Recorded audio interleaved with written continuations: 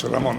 Ahora tenemos la ponencia que me parece sumamente interesante y que para mí habla de un antes y un después. Es decir, el plan de estabilización que se lanzó en el año 59 concretamente y de apertura del país abrió España a la modernidad. Tenemos un ponente especialmente preparado para hablarnos de esto, don José Luis Orella, y me gustaría conocer un poco tu opinión sobre la ponencia y el alcance que va a tener. Bueno, la ponencia es capital. Hemos hablado ya de la evolución económica en los años 40 y 50. Lo ha hecho Gonzalo Fernández de la Mora y lo hizo de manera magnífica, como acostumbra.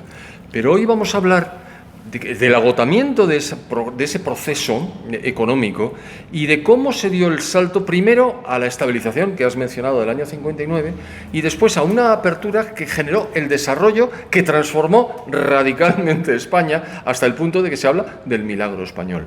Y José Luis Orella está plenamente capacitado para hablar de ello, por varias razones. Primero, porque su primer trabajo importante del año 2014, libro, habla precisamente de estos temas. Y luego, porque tiene una formación absolutamente extraordinaria, ex doctor en Derecho Político y en Historia Contemporánea, y además da clases en el CEU de Historia Contemporánea. Y además es un gran divulgador, constantemente en candelero, con lo cual nos va a deleitar, nos va a ilustrar y nos va a permitir conocer en profundidad qué pasó en España desde 1959 hasta 1975. Es un gran privilegio. Absolutamente. Un gran privilegio. Absolutamente. Pues nada, vamos a escuchar su ponencia. Estupendo. Muy bien, pues segunda parte. Me cabe el honor de presentarles a José Luis Orella. Pero incluso me cabe más honor de tener la oportunidad de escucharle desde aquí, o sea que le voy a ir con toda claridad. Porque el periodo al que se va a referir a mí me resulta apasionante como profesional y como docente. José Luis es profesor titular de Historia Contemporánea en la Universidad CEU San Pablo y es doctor en Historia Contemporánea por Deusto y doctor en Derecho Político por la UNED.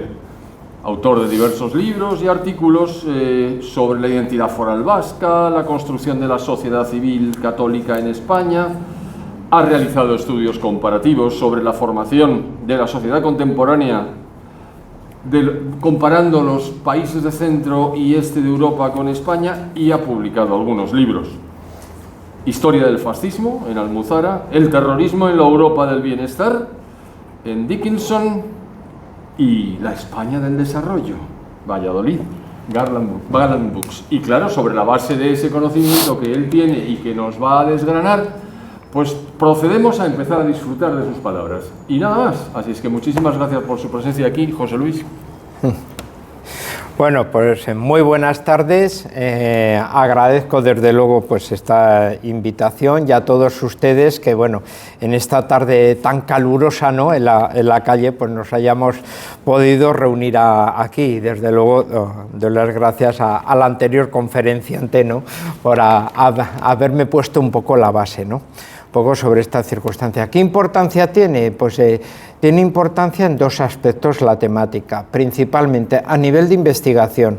A nivel de investigación, cuando se trata un poco todo el tema de lo de las décadas de un periodo de la historia tan largo, como puede ser desde 1939 hasta 1975, habitualmente las investigaciones se suelen centrar principalmente en las primeras décadas. Son un poco como las más jugosas, son después de la guerra, y esencialmente se puede decir que reúnen muchas veces, bueno, pues los sentimientos, podemos decir, subjetivos de algunos investigadores, ¿no?, porque suelen ser las medidas, podemos decir, más de represión, son las cuestiones de racionamiento, es un poco lo que podríamos describir un poco como la España a blanco y negro, ¿no?, porque son los momentos de la Segunda Guerra Mundial, son los momentos de aislamiento internacional, ha desaparecido el comercio internacional por la situación de guerra, se vive una autarquía, etcétera, ¿no? Entonces, sobre eso hay muchísima bibliografía, muchos estudios de investigación, etcétera, ¿no?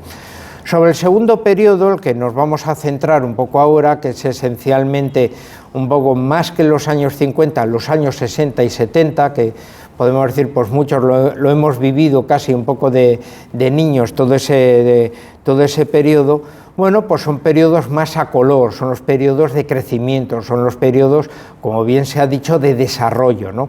Son periodos que muchas veces cuando vemos igual películas un poco pues de basadas en el cine español, pues casi son reportajes, documentales un poco de ese periodo. Curiosamente, entre comillas, son los periodos menos estudiados, porque claro, son casi periodos un poco como de éxito. Por tanto, claro, la investigación un poco de ese periodo, pues muchas veces, pues bueno, pues tiene complicaciones a la hora de investigarse, porque claro, estás precisamente viendo ese proceso de madurez, ese proceso de crecimiento, de desarrollo, de asentamiento, y sobre el cual uno no podría explicar lo que han sido los últimos 50 años. Tú no puedes mirar los 50 años que hemos tenido hacia el presente sin sustentarlos precisamente sobre los años de aquel momento, ¿no? Así que lo que vamos a intentar es un poco explicar de una manera un poco expresionista, bueno, pues cómo fueron un poco, bueno, dibujándose ese periodo, teniendo en cuenta el tiempo un poco en el cual estamos, ¿no?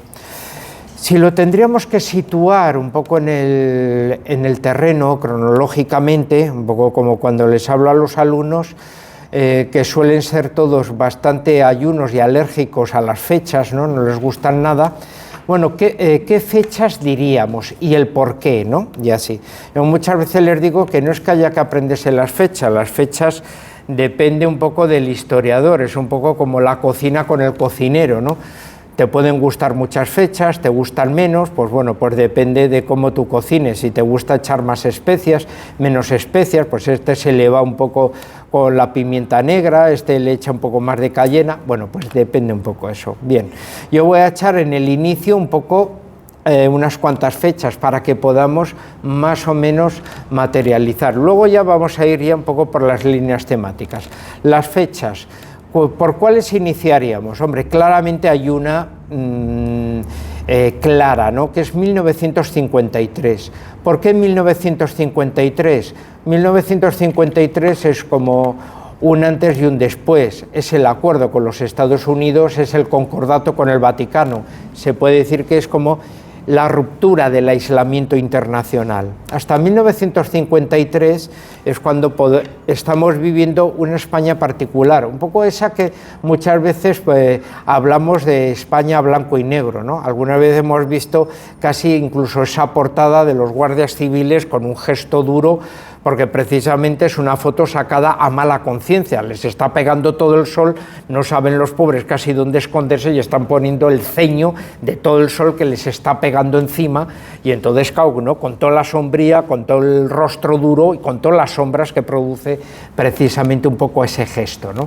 Podemos decir, es un poco esa etapa que termina en un momento en el cual nuestra imagen también es una imagen, se puede decir, muy negativa hacia el exterior. Por ejemplo, Oskar Lange, delegado de la República Popular Polaca, ¿no? O sea, el del gobierno de ocupación de los soviéticos en Polonia, habla en Naciones Unidas de que, bueno, hay que hacer una apelación a una intervención armada en España, porque España es un régimen fascista, es un régimen que vete a saber lo que oculta, tiene armas ocultas, y por lo que parece ellos pretenden hablar en la Asamblea Nacional de que en España puede haber científicos alemanes escondidos en una localidad de cerca de Toledo, donde pueden estar haciendo armas secretas, ¿no? Diciendo como que igual el proyecto de la bomba nuclear alemana se estaría haciendo en Illescas. Estamos hablando de 1947-48, que podemos decir que si uno ahí de la zona dice, pero si eso es una fantasía, absolutamente, pero estaban provocando un objetivo político, ¿no? Que era precisamente la invasión de España. O sea, vemos un poco las situaciones, el abandono internacional que va a haber y por lo tanto también, bueno, la salvaguardia que se va a tener que desarrollar con un régimen de autarquía, que muchos por eso economistas dicen, pero si eso era un suicidio económico, vamos a ver, es un suicidio económico si tú eliges la opción de la autarquía. Otra cuestión es que no tengas más remedio para sobrevivir que intentar apostar por un modelo de autarquía durante la Segunda Guerra Mundial y luego durante un régimen de supervivencia hasta que tienes ya la oportunidad un poco de subsistir. O sea, no es una opción entre muchas, es la única opción que tienes, se puede decir un poco de supervivencia en aquel momento, ¿no? y en el cual, bueno, tienes un aislamiento y empiezas a apostar por una diplomacia cultural. Por eso vienen las fundaciones del Instituto de Cultura Hispánica, vienen las fundaciones del Instituto Hispano-Árabe, etcétera, ¿no? Intentar, más o menos, a través de la cultura, ir conectando con muchos de esos países, ir creando lobbies.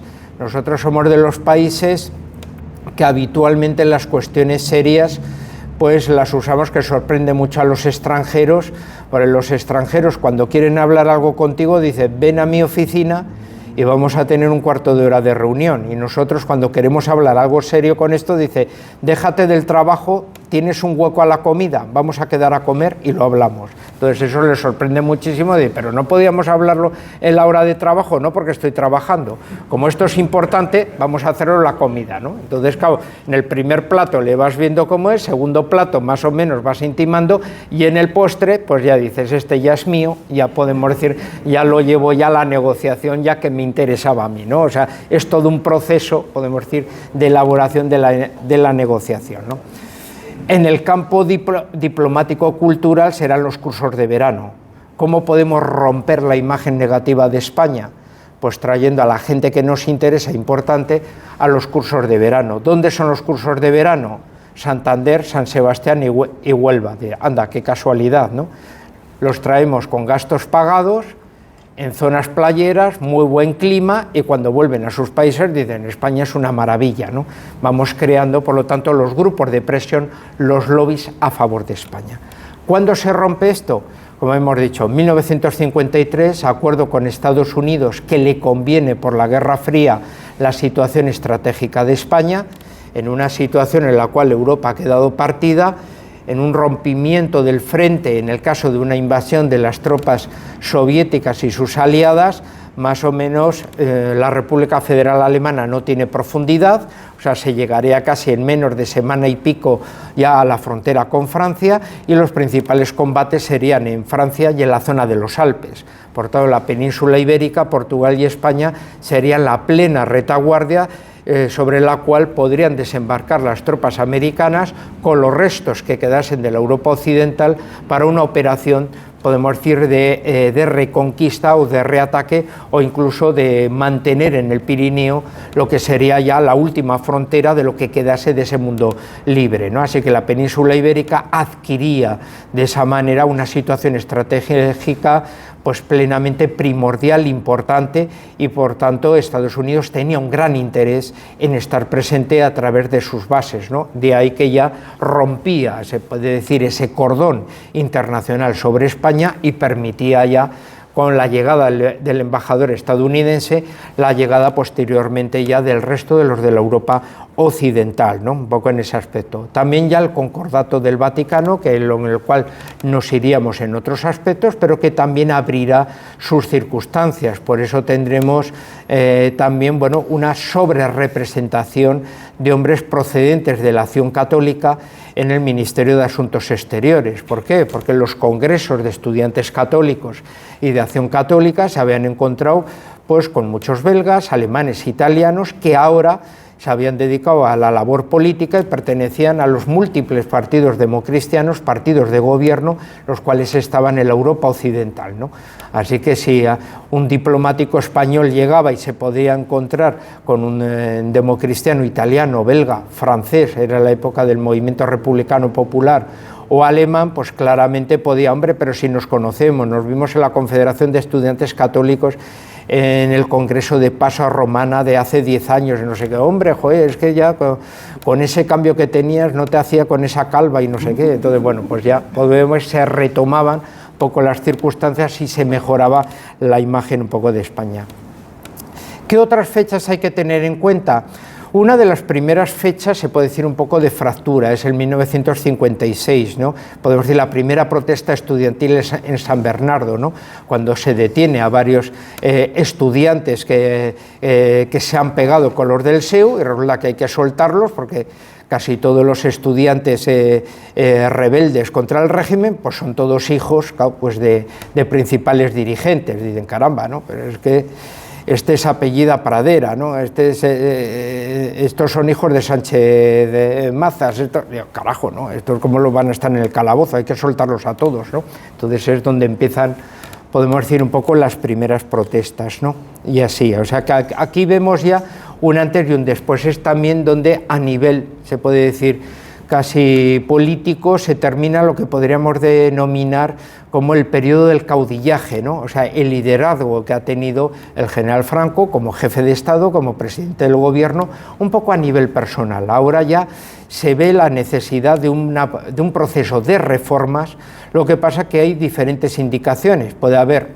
una reforma a través del partido, que será un poco los planes, los proyectos que desarrolle posteriormente José Luis Arrese, o un proyecto más bien que sería de potenciación de las instituciones un poco del Estado, que será lo que lleve posteriormente Carrero Blanco, ¿no? Así que van a ser un poco las posiciones, ¿no? Ahí, por ejemplo, bueno, uno de mis compañeros y también amigo, el profesor Álvaro de Diego, bueno, pues tiene uno de los libros en la editorial Actas, donde desarrolla precisamente un poco esa dinámica, esa partición, porque a pesar de que sea un régimen de partido único que nos parezca uniforme y homogéneo, no tiene para nada. Eso es un régimen muy plural donde nos podemos encontrar no solo falangistas de camisa vieja, de camisa nueva, sino nos encontramos carlistas, nos encontramos monárquicos alfonsinos, nos encontramos también algunos que se van acercando ya al liberalismo, vamos teniendo también regionalistas antiguos de la Lliga, que tienen su representación, siempre tuvieron más o menos algún ministro, más o menos, o sin cartera, o presidiendo el Consejo de Economía Nacional, y por lo tanto siempre con una ligera presencia. Hubo desde luego, por ejemplo, en Pontevedra, representantes del galleguismo de la derecha que se habían sumado durante la Guerra Civil. O sea, tienes una pluralidad, por lo tanto, de gente. También hay democristianos procedentes del sector católico que ya se van haciendo en las nuevas generaciones ya propiamente democristianas, y cada uno tiene sus cuotas de poder, su representatividad, y por tanto lo que hace el jefe del Estado es más o menos dirigir casi como un árbitro de orquesta las diferentes porciones, más o menos estas pluralidades un poco existentes un poco en este ámbito, ¿no? Un poco así. Así que dentro de la aparente uniformidad y homogeneidad del régimen es más plural de lo que parece, y en realidad es toda una coalición de todos los diferentes familias políticas existentes en lo que había sido el mundo de la derecha desde la Segunda República, en unos ámbitos bastante más amplios de lo que aparentemente muchas veces conocemos, ¿no? O sea que había una pluralidad bastante extensa en ese sentido. Bien. A partir un poco de estos años, ¿qué otros hechos tenemos que tener en cuenta? Claramente uno decisivo, y que es el que verdaderamente ejerce de bisagra, que es 1959. 1959 es el plan de estabilización, ¿no? Es el plan, por lo tanto, un plan duro, es un plan en el cual abren las circunstancias ya por fin, un poco gracias a esos acuerdos previos con Estados Unidos y la llegada de asesores internacionales a créditos de instituciones internacionales.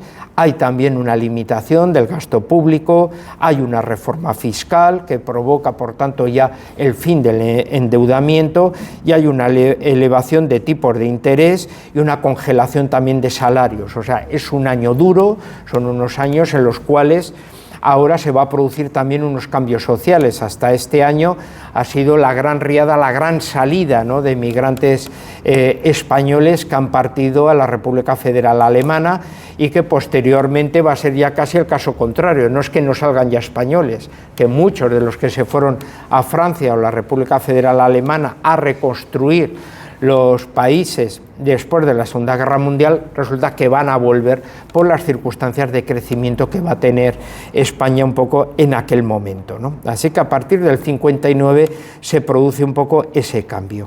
Y este cambio hay que irlo estudiando en diferentes factores. Uno de los grandes instrumentos son los planes de desarrollo. Los planes de desarrollo tienen una capacidad de movimiento, de instrumento, de crecimiento económico propiamente con un protagonismo absoluto, no. Se desarrolla gracias previamente un poco a la experiencia que había tenido anteriormente. O sea, los planes de desarrollo consiguen un gran, podemos decir, valga la redundancia, un gran incremento, un gran desarrollo económico, pero gracias a la base que ya se encuentran de los años anteriores, esencialmente del INI, ¿no? Del Instituto Nacional de Industria. Gran parte de ese mundo empresarial público que se ha ido instalando, que ha ido creando, ¿no?, toda una red primera industrial muy complementaria de lo que habían sido nuestras islas un poco industriales de capital privado, como era Vizcaya, como era Barcelona, como era el mundo minero de Asturias, un poco las tres islas un poco en ese ámbito.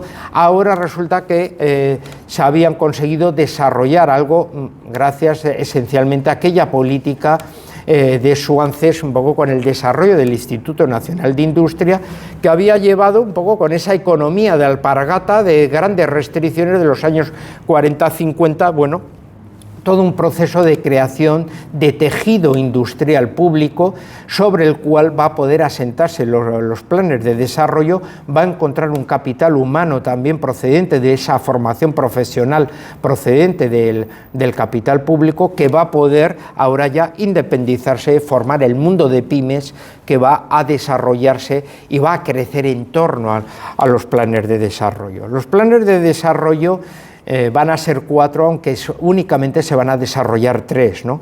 El primero del 64 al 67, que es en el cual esencialmente, bueno, va a cobrar fuerza, bueno, pues se van a desarrollar ciudades como Huelva, Burgos, Vigo, La Coruña, Valladolid, Zaragoza y Sevilla, ¿no? Entonces vemos claramente cómo los planes de desarrollo intentan más o menos evitar, ¿no?, esa diferenciación regional existente y cómo intenta provocar, desde luego, bueno, evitar un poco esos vacíos y aunar y favorecer que, si ya existía en Vizcaya y Barcelona un poco unos núcleos fuertes, ir multiplicando, ¿no?, los polos un poco en otros ámbitos, ¿no?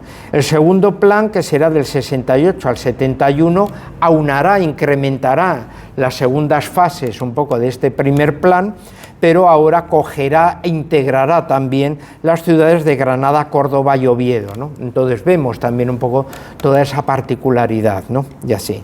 Vemos, por ejemplo, la complementariedad, ¿no? Por ejemplo, Oviedo, famosa por su universidad laboral, ¿no?, una de las más primigenias, modélicas un poco en la formación profesional, rápidamente pues se le adjunta un polo de desarrollo para que pueda absorber esas promociones, ¿no?, de nuevos trabajadores que se estaban forjando un poco allí. Ya la tercera será la del 72 al 75, los últimos años ya serán casi inoperativos.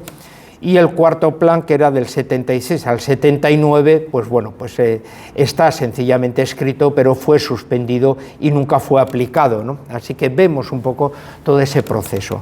¿Por qué se desarrolló esta línea de planes de desarrollo, que es un poco un plan en el cual se combina casi como en economía mixta, ¿no? Como vemos, es una indicación del Estado que favorece la intervención en las inversiones extranjeras, permite también un poco ese maridaje con el capital privado propiamente español, pero también de la misma manera, bueno, pues fomenta, ¿no?, el que las empresas públicas españolas puedan un poco aunar, ¿no? Es también el modelo de la época, ¿no? O sea, ahora hay historiadores, quizá porque los historiadores somos un poco ajenos, ¿no?, al mundo económico, ¿no?, y no estamos tan arraigados un poco en ese ámbito, salvo excepciones. Podemos encontrar pues algunos historiadores, esencialmente algunos con alguna visión pues más política, que intenta, bueno, se podía haber hecho mejor, ¿no? O sea, el crecimiento podía haber sido mayor, ¿no? Estamos hablando de un crecimiento en los años 60-70 del 7,5, únicamente superado por Japón, y creo que en aquel momento ni siquiera por la República Federal Alemana, que no llegaba al 6. Y dicen que si hubiéramos optado de otra manera, hubiera sido el crecimiento mayor. Yo lo pongo mucho en duda, esencialmente con con personas que pertenecen a mi gremio y que carecen de una formación económica, ¿no? Un poco en ese sentido. Pues, vemos claramente un poco por dónde van los tiros un poco en esas circunstancias, ¿no? Y así. Por lo tanto, es un modelo de dónde se saca, es un modelo que nace en España, no es un modelo que se ha visto que se empieza a aplicar con éxito en Francia. En la Francia, se puede decir, de la reconstrucción, esa primera Francia de Gaulle, que luego ya es la de la Cuarta República, y que luego ya de Gaulle llega para instaurar la Quinta República en 1958, los planes de desarrollo se habían desarrollado allí. Una Francia que, bueno, está intentando vender esa imagen todavía un poco de potencia, se ha colado un poco entre la galería como país vencedor, un poco dentro de los aliados, con Gran Bretaña, con Estados Unidos, ha conseguido colarse un poco allí, ha intentado mantener su imperio colonial y le ha salido la derrota de Dien Bien Phu en Indochina, y tiene todo, en aquel momento va a ser todo el estallido de la guerra de Argelia, de la independencia de Argelia, con todo lo que va a significar, pero Francia está intentando mantener más o menos su estatus un poco como de potencia, ¿no? Los planes de desarrollo, por tanto, que ha desarrollado Francia en aquel momento, que ha incrementado, que posiciona a Francia más o menos ralentizando un poco su pérdida como potencia, es un modelo para una España cercana, vecina, para ese proceso de crecimiento, teniendo en cuenta que en aquel ámbito la República Federal Alemana también ha apostado por la economía social de mercado. Son los estados de bienestar, por lo tanto se apuesta por una economía capitalista, pero en la cual el Estado también es un fuerte protagonista, que no está de una manera pasiva, está de una manera activa, ayudando a la inversión, ayudando, podemos decir, a la iniciativa privada, ¿no? Se va creando, por tanto, mutuos intereses en esos ámbitos. También en Italia se está proyectando un poco en ese sentido, así que cuando se desarrollan ahora críticas al modelo económico del milagro español en aquel momento, bueno, ojo, porque en Francia, en Italia, en la República Federal Alemana, que no se critican, era el mismo modelo. O sea, por eso tanto el mundo socialdemócrata como el mundo democristiano más o menos tenían el mismo modelo de Estado, aunque con ideas distintas, ¿no? En España más o menos se está llevando a su manera también un modelo bastante similar a través de los planes de desarrollo, ¿no?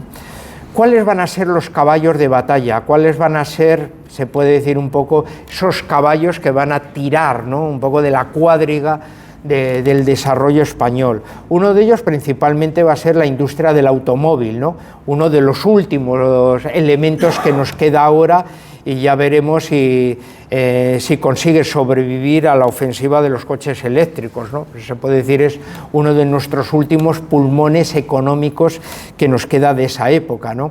Casi parte de las ciudades que hemos hablado anteriormente, casi las podemos hablar, si decimos Vigo, Valladolid o Zaragoza, pues rápidamente algunos dirían, pues estás hablando de Citroën, estás hablando de Renault, estás hablando de General Motors, o sea, porque casi esas industrias han construido perfectamente, bueno, pues casi han sido el pulmón económico a nivel local que han vivido estas ciudades de todo, ¿no? No se puede hablar de Valladolid y de Palencia sin la industria del automóvil, no se puede hablar de Vigo sin la ciudad del automóvil, o no se puede hablar tampoco de Zaragoza un poco en ese ámbito, ¿no? O sea, vemos, aparte luego, bueno, pues de nuestra SEAT, en aquel momento todavía nacional, en Barcelona, en el ámbito de Pamplona, aquella por unas circunstancias, se puede decir, especiales, ¿no?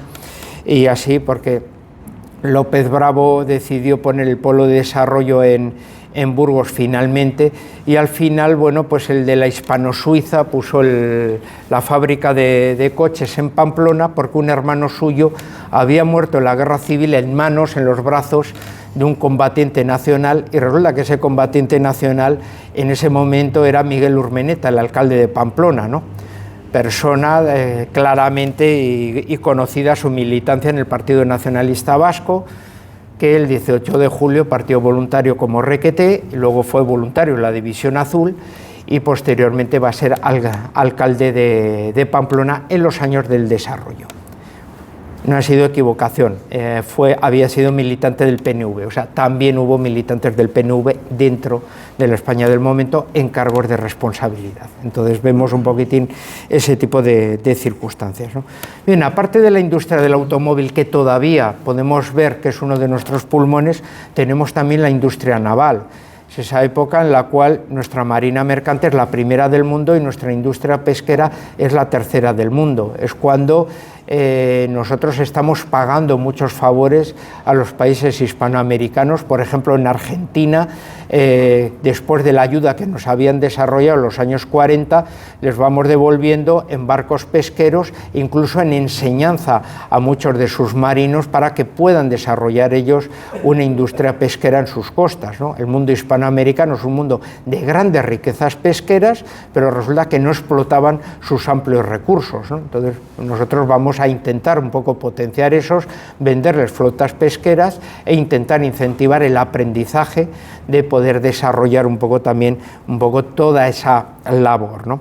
Cuando escribí el libro de la España del desarrollo, una de las cartas que me hicieron gracia era precisamente del fundador de Sener, ¿no? La gran compañía de ingenieros, ¿no? La carta era una carta en la cual le pedían por favor si podían en los astilleros de Sestao construirle un par de barcos, y decía, mira, en Sestao es imposible hasta dentro de 10 años, si quieres te hago una carta de recomendación, y como soy amigo de López Bravo, y así, a ver si López Bravo te mete en los astilleros de Puerto de Santa María y te hacen los barcos en 2 años. Yo te hago la carta de recomendación, si tienes suerte, vamos a ver, esa es la España del momento. O sea, se necesita una carta de recomendación para que pueda entrar tu pedido en uno de los astilleros, porque tenemos los astilleros hasta arriba y está la gente trabajando por turnos y dice, es que no hay manera, ¿no? Trabajos además con tecnología, que aquí ya nos iríamos, y digo, bueno, pero un barco de marina mercante, bueno, es competitivo, pero nosotros en marina mercante y la construcción, que se nota que estamos en vanguardia, por ejemplo, con nuestras fragatas de la Armada, en ese momento, ¿qué es lo que estamos haciendo? Estamos haciendo los petroleros, por ejemplo. Entonces, si Estados Unidos tiene una industria extractiva de primera tecnología y los árabes tienen los pozos de petróleo, ¿cómo nosotros nos vamos a meter allí? Pues nos metemos con el transporte, ¿no? Nosotros sí tenemos barcos que podemos trasladar esto a las refinerías, ¿no? ¿Y dónde están las refinerías? Hombre, pues si usted las construye en España, nosotros traemos los petroleros con el petróleo hacia España, transformamos el petróleo aquí y ya lo distribuimos por Europa, ¿no? Por eso nuestras refinerías están mayoritariamente en la parte meridional española y además muchas de ellas perteneciendo a compañías en aquel momento estadounidenses, ¿no? Y así. Y una en Algeciras, que también tenía además una imagen política en ese aspecto, ¿no? ¿Qué imagen política? ¿Por qué en Algeciras tienes que poner una refinería con un puerto y por lo tanto crear toda una especie de polo de desarrollo allí? Pues para que vean los gibraltareños que los andaluces no son unos muertos de hambre, que tienen su trabajo y tienen una imagen de desarrollo económico allí y que tengan, por lo tanto, la ambición, caramba, si fuéramos españoles, fíjate cómo estaríamos nosotros viviendo. No hemos visto, tampoco se ponían las cosas, sino que tenían también un cariz político para romper muchos estigmas, muchas imágenes y, por lo tanto, conseguir de esa manera objetivos políticos también en el futuro. Hemos hablado del automóvil, hemos hablado de la industria naval, otra va a ser claramente toda la petroquímica, la industria química, ¿no? Toda la industria química que tenía una base importante, muy vinculada a la industria textil catalana en aquel momento y que luego va a tener, bueno, pues también un cariz muy precisamente de gran desarrollo, precisamente con todo el avance de nuestra agricultura moderna, como hemos visto en la conferencia anterior, transformada ya en un mundo comercial. Hemos visto un poco todo el proceso de desarrollo muy bien contado ahí por mi antecesor. Si lo vinculamos además ahora con todo el mapa que el CSIC va a desarrollar y que muchas veces produce esas novedades que nosotros podemos ver. Dice, caramba, es que los mangos súper caros trayéndolos de Perú. Al año siguiente ya tenemos mangos baratos producidos en España. ¿Y esto cómo es posible? Porque el CSIC tiene fotografiado todos los territorios de España con todos sus climas, con todas sus particularidades, y por lo tanto nuestro campo agrícola relacionado con el mundo científico rápidamente dice, mira, en esta zona exclusivamente es donde se puede plantar kiwi, se puede plantar mango o cualquier otro tipo de artículo que tú me traigas de alguna parte del mundo, es lo más parecido a su lugar de origen. Y resulta que empiezas a producir, bueno, una agricultura, una ganadería de alto contenido, se puede decir comercial, de exportación, convirtiéndonos también en una potencia en ese ámbito, ¿no? Entonces vamos viendo un poco estas circunstancias. Bien, si tenemos todo este desarrollo industrial, muchas veces decimos, ¿y cuántos contratos? Bueno, yo no me gusta hablar de contratos, sino de empleo, ¿no? O sea, puestos de trabajo seguros, o sea, en los cuales tú podías entrar con 18 años, salir con 60 años y jubilarte, o sea, un puesto de trabajo de verdad, no un contrato que te contratan y a los 3 meses te vas allí. Más o menos, o sea, puestos de trabajo para poderte jubilar se van a crear en estos años 60, se calcula como cerca de 3,5 millones, ¿no? Estamos hablando de que casi 2.300.000 españoles son los que abandonan el campo buscando, con la mecanización un poco del campo, unas nuevas optativas. No se tienen que ir a Alemania, no se tienen que ir a Suiza, no se tienen que ir en Francia. Las ciudades, los polos de desarrollo van a absorber toda esta marea humana, e incluso hay más puestos de trabajo todavía de la gente que va a llegar, y por eso va a haber tanta repatriación también de migrantes españoles que van a volver precisamente a España en aquel momento, ¿no? O sea, empleos claramente estables. Claro, esta llegada también va a provocar otra motivación. Tú acabas de producir todo un éxodo rural en dirección a las ciudades. ¿Y eso qué significa? Que añades otro caballo a la cuadriga. ¿Cuál es ese otro caballo a la cuadriga? Claramente la construcción. Entonces acabas de meter la construcción con todas las consecuencias. Claro, necesitas lo que ahora todo el mundo dice, bueno, las viviendas sociales, ¿no? Pues claro, las viviendas sociales que hay que construir, Arrese estuvo en el Ministerio de Vivienda como arquitecto que era, Vicente Mortes, quizá uno de los de este periodo de los años 60, de los que más llegará a construir, no sé si calculan, no sé si son 2,5 millones de viviendas, más o menos hacía en torno a 250.000, 300.000 al año, ¿no? Creo que si en aquel momento se hacían con los medios de entonces ese volumen, pues ahora, vamos, ¿no? Se podrían hacer casi 500.000 al año, y en 4 años casi teníamos ya cubiertas todas las deficiencias, ¿no? Bueno, me callo, ¿no? Y así, entonces más o menos vemos un poco esa particularidad de, claro, estás tirando de cemento, estás tirando de ladrillo, necesidad de mano de obra no especializada, también de especializada, multitud, por ejemplo, de todas las promociones de arquitectos del momento, o sea, estás tirando de todo, ¿no? No solo a nivel de vivienda, sino que además, al ser gente joven que se casa y va creando con sus puestos de trabajo las familias, empiezas a desarrollar la necesidad de escuelas, de bibliotecas públicas, de ambulatorios, o sea, ya es todo el tejido social. Claro, es la aparición de la seguridad social, pero también la seguridad social en pleno crecimiento. Son nuestras ciudades sanitarias, son los grandes hospitales, ¿no? Entonces, claro, tienes también un gran desarrollo a nivel público, a nivel educativo, a nivel sanitario, que va acompañando todas estas circunstancias. En todo barrio que se crea necesitas una escuela, necesitas una biblioteca pública, necesitas una oficina municipal, necesitas un ambulatorio, y todo eso hay que construirlo, y todo eso demanda también enfermeras, demanda médicos, demanda maestros, etcétera. O sea, la absorción y el empleo público también se multiplica, ¿no? Podemos decir el empleo público, si nos vamos un poco a esta época, para que algunos digan, claro, es que como se notaba que estábamos en un estado que abarcaba todo, ¿no? Y así, más o menos el empleo público, los funcionarios eran en torno a 500.000. Ahora estaremos en torno a los 3.100.000, 3.200.000, ¿no? Entonces podemos decir un poco esa particularidad, ¿no? Y así. Entonces, bueno, pues vemos un poco toda esa afluencia, toda esa demanda un poco existente, un poco en todos los ámbitos. ahí con los crecimientos, la necesidad, la reivindicación un poco de todos los servicios sociales y las infraestructuras, la creación, por lo tanto, de carreteras, de mejores vías.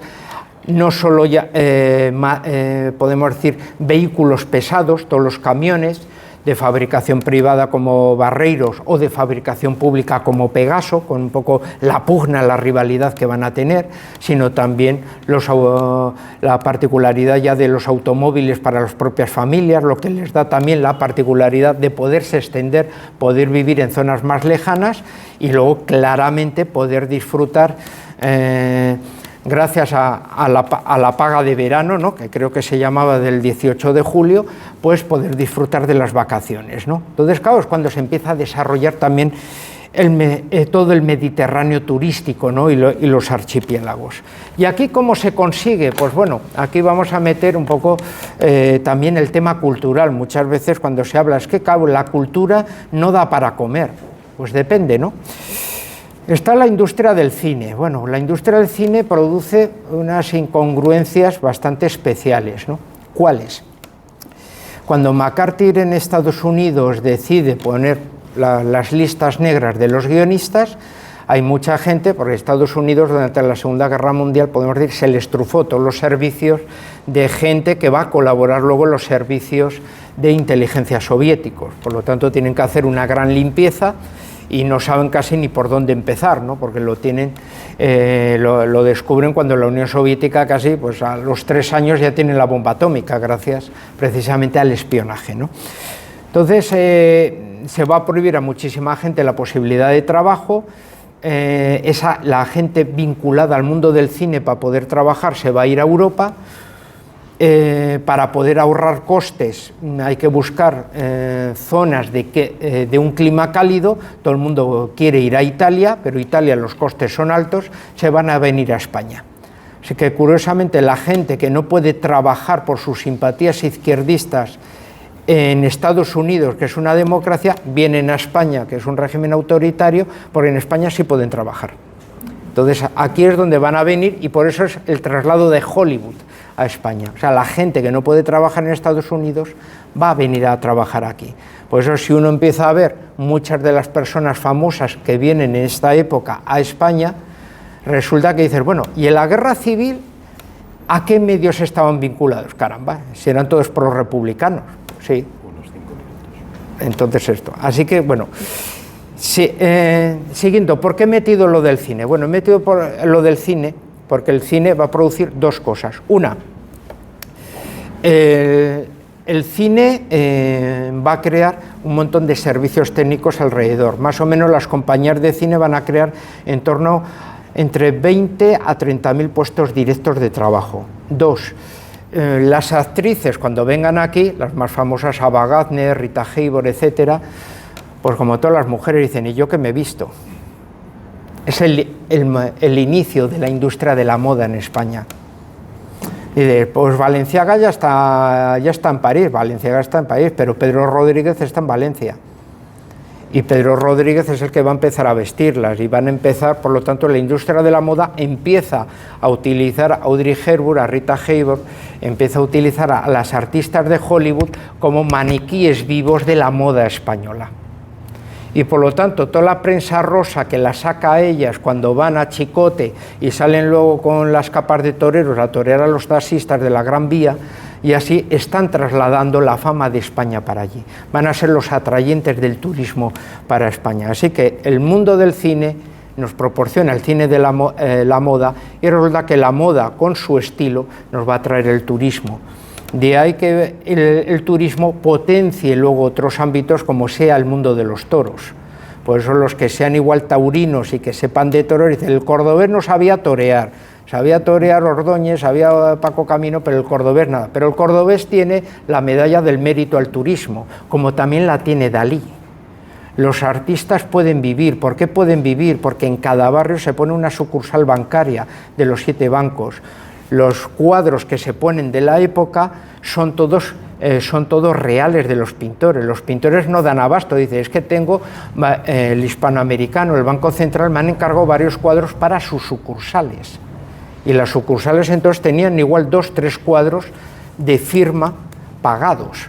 Por eso uno de nuestros, podemos decir, nuestras grandes reservas, o sea, si caería una bomba atómica, espero que no, pero si tenemos que montar otro museo, necesitamos un museo más en Madrid. Solo tendríamos que sacar los fondos que tienen nuestros bancos y tenemos para hacer 4 museos del Prado con los fondos que tenemos metidos allí. Y hay Dalís, y hay Zubiaurres, y hay de todo tipo. Entonces, como vemos, el plan de desarrollo no es solo pura economía, es una transformación social, es también, podemos decir, alimenta todas las ramas un poquitín de ese aspecto. Esto va a tener también una clarividencia, por ir finalizando, política exterior y política interior. En política exterior claramente por la situación política vamos a ir a tener como una base mínima de países que siempre nos potencien. ¿Quiénes? Países iberoamericanos, excepto Cuba, que tenemos relación, y va a ser una relación un poco especial, y México, que nos reconoce a España. Todos los demás países van a tener una relación muy especial con nosotros. Y desde la época, esencialmente, de López Bravo como ministro de Exteriores, ¿por qué hablo de López Bravo? Porque López Bravo es el que va a poner una costumbre nueva en el Ministerio de Asuntos Exteriores. Todo el mundo que tenga tratos con el mundo de la diplomacia dice, es un caballero, es un gran señor, caramba, pero parece un comercial de empresa, solo le interesa si eres empresario. Bien, esa imagen viene desde López Bravo. Los embajadores españoles se transforman en los grandes comerciales de la industria española. Hay que buscar mercado, y el mercado va a ser el mundo hispanoamericano. Y, por ejemplo, hay foto de López Bravo con Salvador Allende. Salvador Allende, tengo la economía hundida, necesito el apoyo de España, aunque sea por hispanidad. ¿Ustedes me darían tecnología para poner una central nuclear?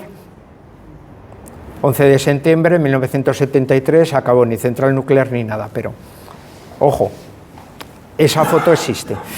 O sea que vemos como todos los países van buscando una España del desarrollo, cursos de formación profesional a Bolivia, Paraguay, etcétera, otros países a otros niveles. Los países árabes, lo mismo. El primer jefe de Estado que rompe el bloqueo internacional es el rey de Jordania, que entró por La Coruña, el rey Abdullah, y por lo tanto rompió por ahí. Claro, la relación con los países árabes, la relación con los países iberoamericanos nos da unas relaciones de 35 países que siempre van a votar a favor de España en todos los motivos. Tenemos ya una base, luego ya se pueden añadir unos más o menos, pero tenemos 35 que van a estar siempre a por todas. Vemos un poco cómo la economía va montando.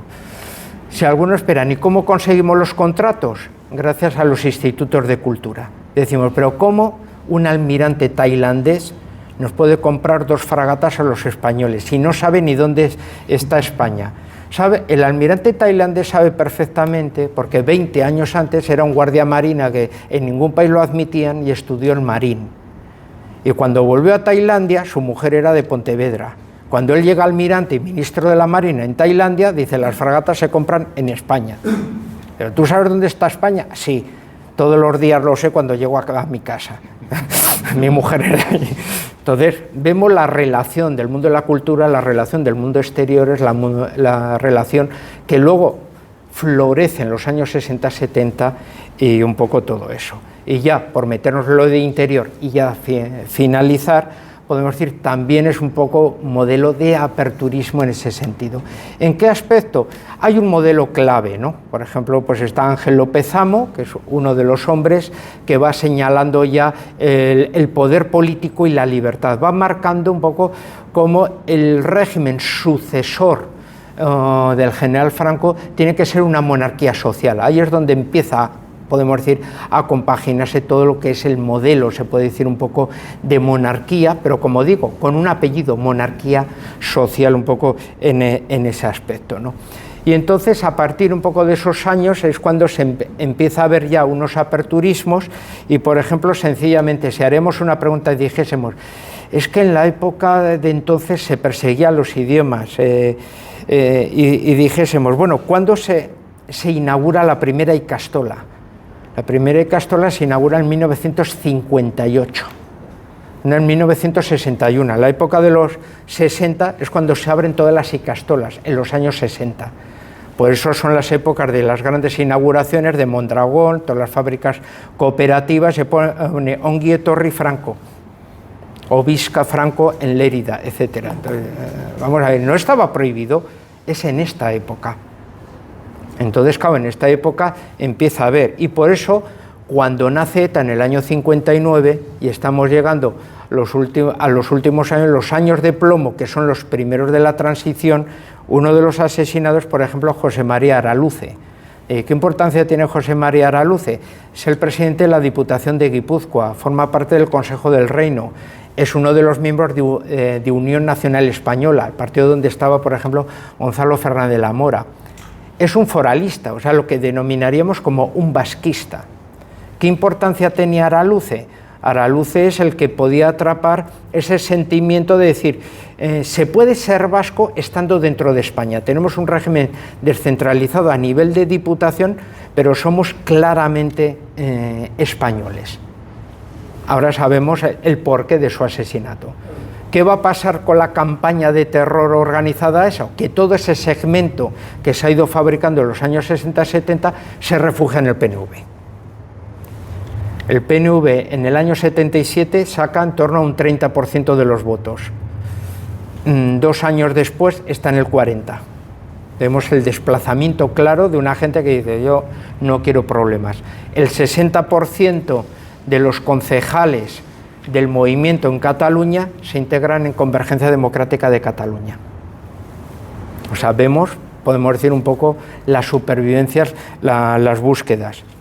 Y en Cataluña hay que recordar también que en ese momento, ahora espera que no me viene el nombre, sí, Joaquín Viola, el que había sido el último alcalde de Barcelona, pues el Ejército Popular catalán le adosó una bomba que lo mató a él y a su mujer. Grupo terrorista que desaparece en extrañas circunstancias y que luego aparece un grupo nuevo con los mismos integrantes llamándose Terrayure. Sabemos, por lo tanto, la decapitación de los movimientos que tenían una misión. Y finalizo ya con esto.